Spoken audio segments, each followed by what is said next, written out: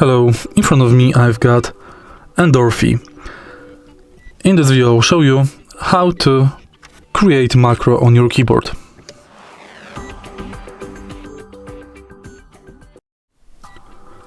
In the beginning, let's go to Endorfy app and next go to macros. Now, rec macro, then you can adjust it, clear, delete, move down, move up, move bottom, top. You can adjust fix time.